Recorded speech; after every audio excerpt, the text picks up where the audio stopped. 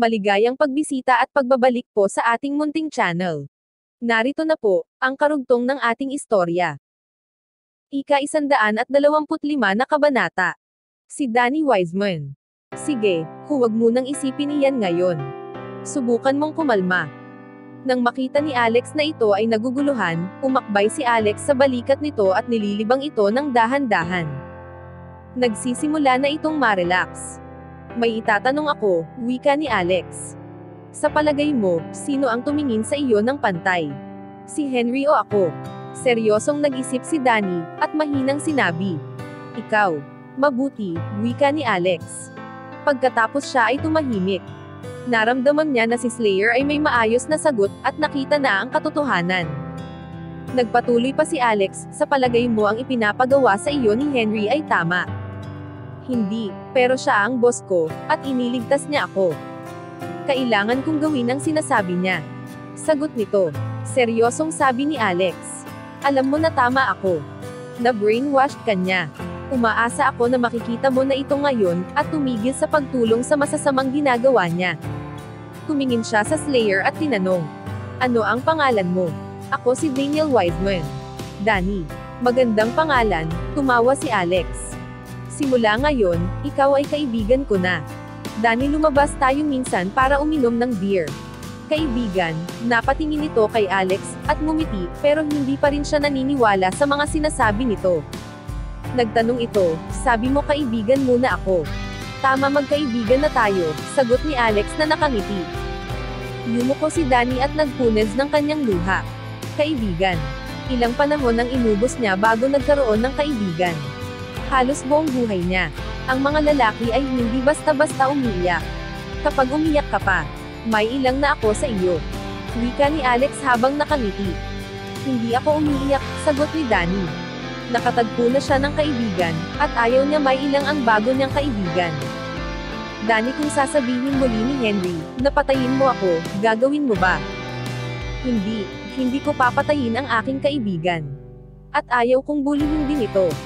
Sagot nito na walang pag-aalinlangan. Mabuti yan kaibigan, habang tinapik ni Alex ang kanyang balikat. Ang sirang mukha ni Danny ay ngumiti. Ito ang pinakatutuong ngiti sa buong buhay niya. Sige, tandaan mo ang aking sasabihin. Si Danny ay hindi nakakaawa, walang diskriminasyon, walang panlalait sa mata ni Alex. Pagkakaibigan lang, wala nang iba. Tumango siya, at nang aalis na siya, napatingin siya kay Monica. Monica, pumunta ka kay Danny at yakapin mo, wika ni Alex. Itinulak ni Vivian si Monica, pero nagtago ito sa likod niya. Ang ngiti ni Alex kay Danny ay pilit.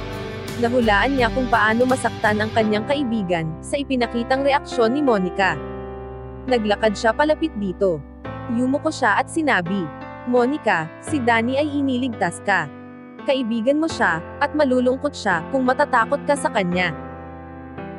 Pero siya ay multo, sabi nito habang humigpit ang yakap kay Vivian. Natatakot pa rin ito sa mukha ni Danny. Tumahimik si Alex. Sumakay si Alex at nag-drive patungo sa police station, kasama si Vivian at Monica. Gusto nila malaman kung sino ang nasa likod ng pagdukot kay Monica at kung ano ang motibo nito. Ang officer in charge ay isinama sila sa interrogation room. Sa pamamagitan ng bintana, nakita nila ang mga kidnappers na tinatanong ng mga pulis. Mula sa ekspresyon ng mga dalawang officer, sa hula ni Alex ito ay hindi maganda. Makalipas pa ang 2 oras, ang officer ay lumabas na sa loob. Si Alex at Vivian ay tapos na rin sa pagbibigay ng salaysay. Kaya lumapit sila at tinanong ang mga ito kung ano ang nalaman nila sa mga kidnapper. Mukha silang mga napapanahong criminal. Hindi sila masyado nagbibigay ng information, pero huwag kang mag-alala, marami tayong ebidensya. Siguradong matatapos sila sa mga rehas. Pangako nila kay Alex. Maraming salamat officer, magalang na sagot ni Alex. Tumango din si Vivian, para ipakita ang kanyang pasasalamat. Si Monica ay tinatanong pa rin ng 2 pulis tungkol sa banana candy. Umalis na tayo, suggest ni Alex kay Vivian. Mukhang walang magiging sagot ngayong araw na ito. At madilim na rin. Nang aalis na sila sa police station. Isang lalaki na nasa 40s, ang lumabas sa office. Ang lahat ng police officer ay tumingin at gumalang.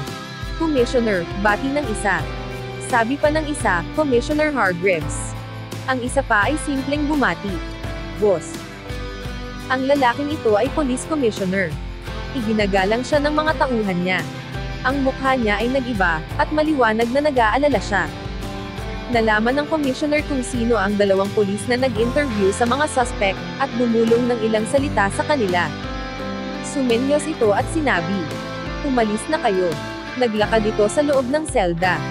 Nang makita ng commissioner si Alex at ang iba pa, naglakad ito at sinabi, "Humihingi ako ng pasensya. Gusto kong parusahan ang mga taong ito, pero kinuha ito sa akin. Nasa ilalim ako ng aking senior." Hindi alam ni Alex at Vivian kung ano ang inihihingi ng tawad ng commissioner. At nakita nila na ang dalawang kidnapper ay naglakad palabas ng selda. Humawak si Vivian sa braso ni Alex, at shocked na nagtanong, "Commissioner, hindi mo naman sila pakakawalan." Walang nagawa ang commissioner kundi yumuko. "Pasensya na wala sa aking mga kamay ang desisyon." Ang isang suspect ay naglakad patungo kay Vivian at sinabi, "Hey Miss Carter, nagkita muli tayo. Kung gusto niyong umalis, umalis na kayo ngayon." Galit na sabi ng commissioner. Pinoproblema niya ang pagpipigil sa kanyang galit sa dalawang kidnapper. Sabi ng isang suspect, "Commissioner Hargreaves, kailangan itrato mo kami ng may paggalang. Kung gusto ni Mr. Granger ang iyong badge, ang sasabihin niya lang ay salita sa iyong chief." Sigurado siya na si Dale Granger ang nasa likod ng paglaya ng mga ito. Ang commissioner ay walang magawa kundi tumingin sa mga ito, at pigilan ang galit. Alam niya na hindi niya kaya na pakawalan ang kanyang galit sa mga ito. "Isa kang tanga," aruganteng sigaw ng isang kidnapper sa commissioner, bago tumingin kay Monica na nagtatago sa likod ni Vivian. Ngumiti ito ng masama, at sinabi, "Bata, hindi kita nakuha ngayon pero magbantay ka. Siguradong pupunta uli ako para kuhain ka." Habang nagsasalita siya ay pinisil ang pisngi nito. Isang figura ang nakatayo sa kanyang harapan. Nang tumingin siya dito, nakita niya si Alex na nakatingin sa kanya at may malamig na ngiti. Kahit na natalo sila ni Alex, ngayon alam na nila na dahil sa suporta ni Dale Granger, hindi na sila dapat pang matakot sa kanya. Ang isa sa kanila ay itinuro si Alex. "Umalis ka sa daraanan ko. Alam mo ba kung kanino ako nagtatrabaho? Kung hindi ka aalis ngayon, sinisiguro ko pagsisisihan mo ito." Kalmadong sumagot si Alex, "Talaga. Wala akong idea kung kaninong siraulo kayo nagtatrabaho. Bakit hindi nyo sabihin sa amin?" Sabi ng isang suspect. "Sa palagay ko ay gusto munang mamatay. Nagtatrabaho kami kay Dale Granger. Ngayon natatakot ka na ba?" "Wala akong alam na kahit ano kay Dale Granger, wala akong pakialam doon at hindi ko siya kilala. Pero mula sa kinatatayuan ko, kayong dalawa ay mga walang kwenta, at hindi dapat igalang."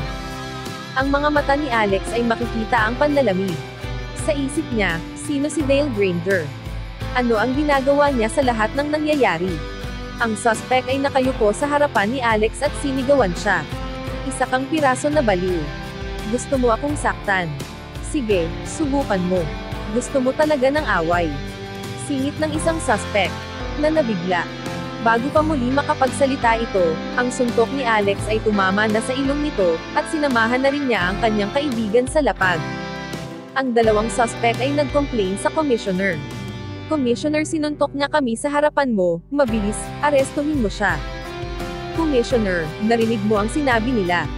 Sinabi nila na suntukin ko sila." Inosenteng sagot ni Alex. Nagpasalamat siya sa pulis at umalis na kasama si Vivian at Monica. Sa panunood na pag-alis nila, ang commissioner ay natahimik. Napi-pressure siya na pakawalan ang dalawang kidnapper. Ang dahilan sa pagpapakawala dito, ay upang mahuli ang mas malaki pang isda. Ang kanilang misyon ay mahuli ang buong gang, at ang dalawang ito ay parte nito. Tumawag si Alex ng taxi para ihatid si Vivian at Monica. Nagluto si Vivian ng hapunan at pinatulog si Monica. Si Alex ay nakaupo sa sofa ng living room, nang lumabas si Vivian sa kwarto ni Monica. Tinawag niya ito. "Bakit may pumupunta sa bahay mo at sinasaktan ka?" mariin na tanong ni Alex. "Ano na, patingin siya dito. Ano ang mga sinasabi mo? Sino ang pumupunta sa bahay ko?" Anong sinasabi mo? Vivian, huwag ka nang magsinungaling sa akin. Kanina sinabi sa akin ni Monica, na may pumupunta sa iyo minsan, at dinadala ka sa iyong kwarto at pinarurusahan. Nang marinig niya na alam na nito ang kanyang pinagdadaanan.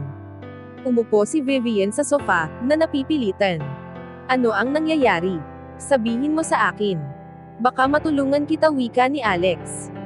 Hindi mo ako matutulungan, pero sasabihin ko sa iyo kung ano ang nangyayari, marahan na sagot nito. Mayroon akong relasyon sa isang lalaki. Masaya kami, at siya ay nirerespeto ng lahat, at pinoprotektahan niya ako. Walang naglalakas ng loob na gumambala sa akin noong nandito pa siya.